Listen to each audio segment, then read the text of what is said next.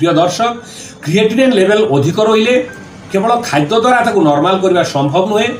आमे जानू जे किडनी ठीक भाव फिल्टर करि न पारिले क्रिएटिनिन रो मात्रा बढ़ी जाए। पुणी जे क्रिएटिनिन रो सृष्टि हुए सेही क्रिएटिन लिभर सृष्टि हुए। तेणु एपरि कौन खाद्य खातु ना जहाँ आपण किडनी और लिभर को असुस्थ करे।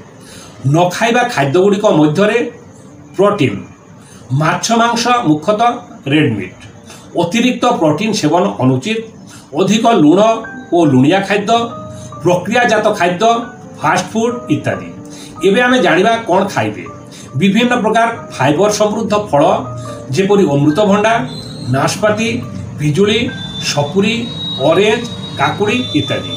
पनीपरिबा मध्य जह्नी, पानी कखारु, लाउ, कोसी बोईतालु, कंचा अमृतभंडा, कलरा, कंचा कदली, गाजर, विभिन्न प्रकार शाग इत्यादि।